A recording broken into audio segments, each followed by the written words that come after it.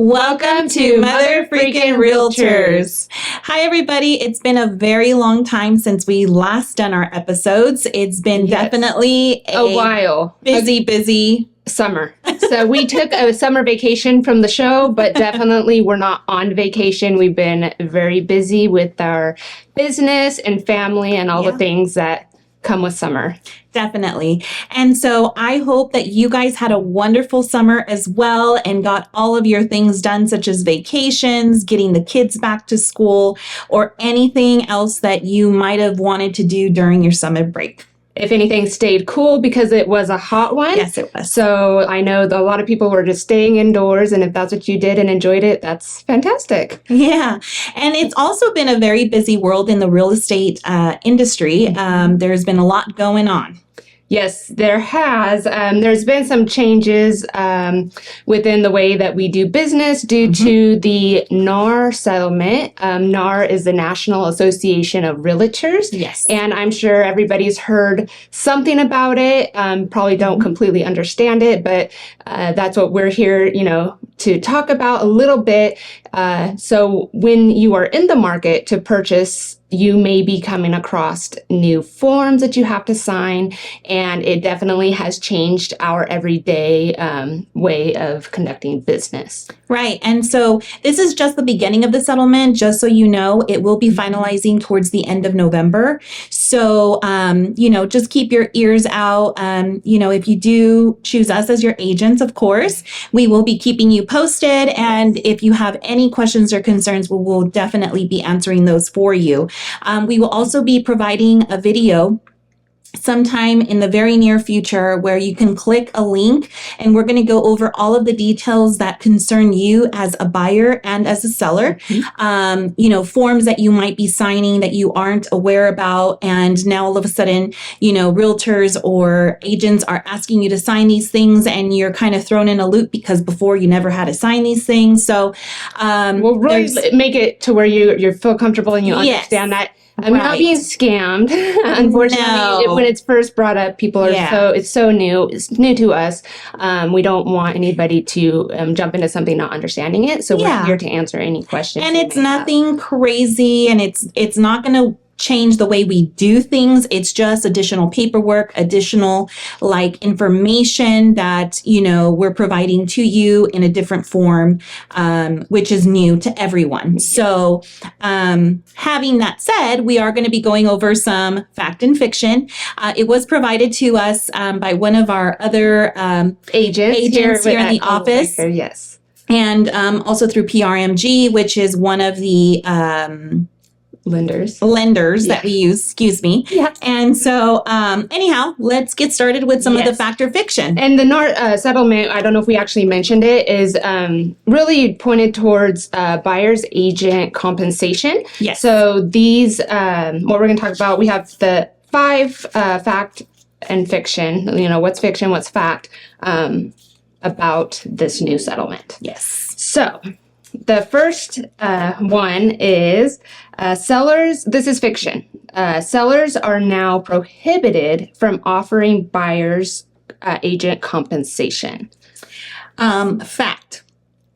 So offering a buyer's agent commission has always been up to the seller, which we all know. Yeah. Sellers can continue to offer that compensation to the buyer's agents if they believe it will lead to the best outcome for the sale of their property. Yes. So fiction number 2, the settlement will change the way Americans buy and sell homes. Fact. Real estate professionals will continue to help buyers and sellers navigate one of the most costly and complex transactions of their lives. Yes. Meaning we'll discuss all the steps along the way. Yes. So fiction number 3, buyers no longer need a buyer's agent. You can just go buy homes on your own. Fact.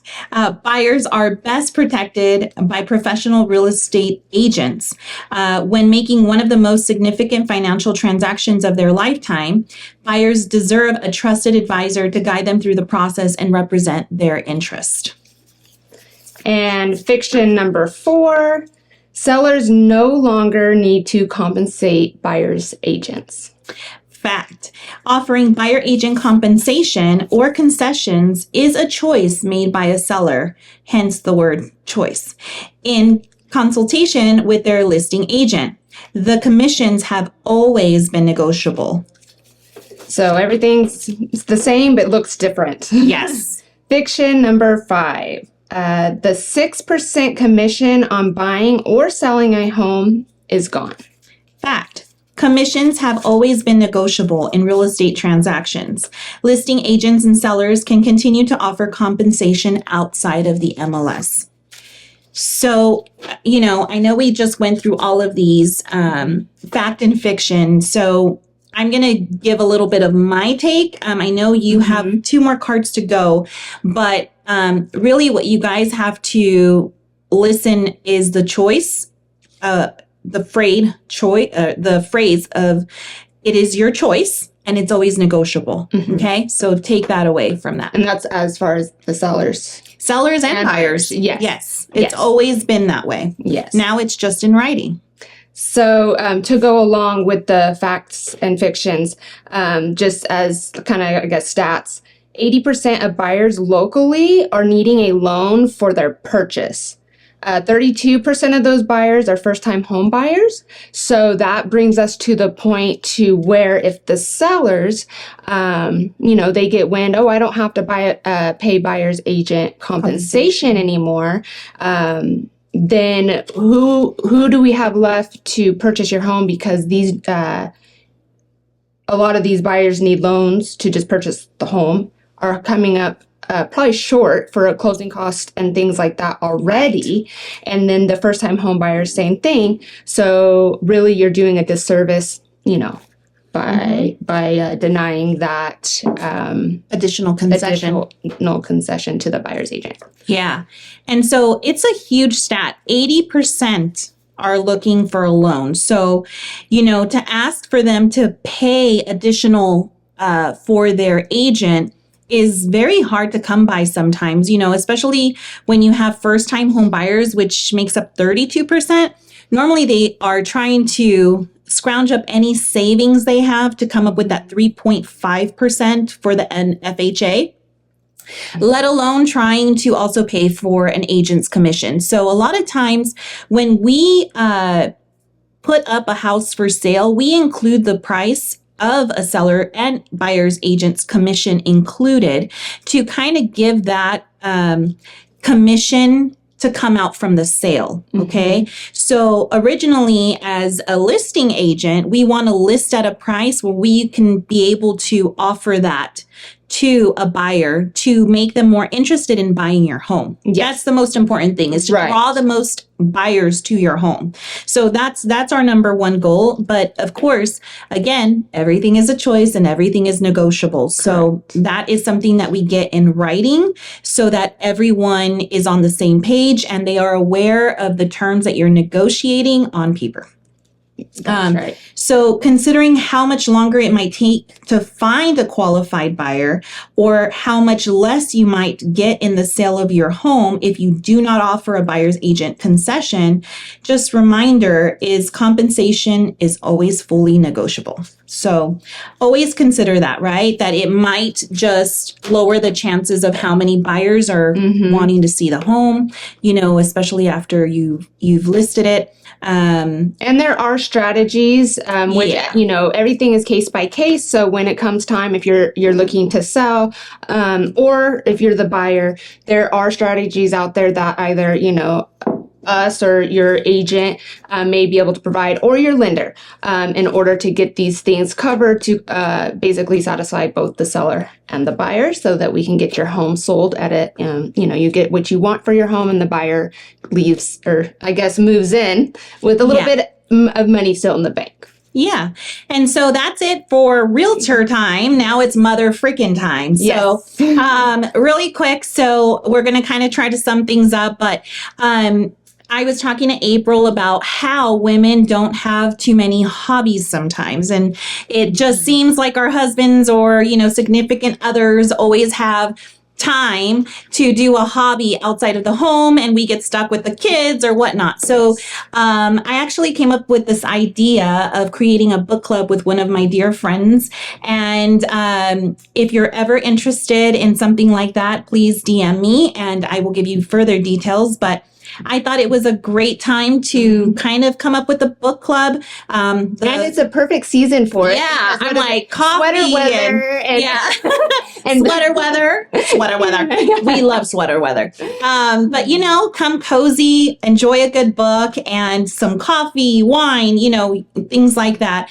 And you know, you don't have to be. I haven't read in like forever. Okay, let's be honest. So I might do audiobooks, but I'm going to try to push myself to really read because we all know it's good for your brain and it's good for a lot of other things take your mind off of things that you know, normally we're just always next task, next task. Like, you know, just to get together, you know, once a month, you know, for 2 hours. Yes. Have some girl Step time. away. Yeah. But it's obviously women only. And we get to have a great time together for about 2 hours and chit chat about a book that we've all decided to read and gather every month and hopefully decide the next, you know, book so that we can chat about that one the following month. And also, I just think get out of the house. You know what I mean? Yeah. We all need to have something to look forward to. Yeah. Speaking of things to look forward to, or, you know, having something on the calendar, I just wanted to kind of go over my hobby. And we always joke because I like to organize. I'm an organizer. All the time, Obsessively. And so I was telling Diana, since it is the beginning of like the school year and summer's over and you kind of get more on schedule again, I just wanted to go over how I keep my household kind of on schedule. And for you. Oh, perfect. So this is my favorite, and I have a couple at home. This is the starting point, and I hang this in my kitchen. So what I do here is I have just the week, and I put like what I'm going to make for dinner or what I have an idea of what I'm going to make for dinner. I put that there. Every Monday night, my kids have to take the trash out to the street. So the things like that I put on here. What I really love about it too is like I put here things to do this week. Maybe I don't have a set date when I need to do it, but I can throw it on here and I do color coordinate it. So I know pink is like more urgent, family geared towards my family. Blue for a Coldwell Banker, blue is work. So anything that's in blue is my family will know, you know, oh, mom's doing a open house on Sunday. So they have that there. And then here, and I love these little clips. I get them at the dollar store. They you can clip paper, put it here. Say my husband checks the mail that day and we got a wedding invitation in the mail. What's he gonna do with it? He's gonna clip it, put it right there. So guess what? When I look at my calendar, I know what's going on and it's not shoved under his stuff and I never see it and we miss the wedding. Yeah. So I love this. It's really helpful for me. And I always joke with April because she has a ton of boards and I do. she can't decide which board to use. So I'm glad she brought the little one in. Yes, I can be her Vanna. The little one is the most beneficial for my brain and my family. It's quick, it's easy, and I throw, you know, and then wipe it away when that task is done or start over the new week.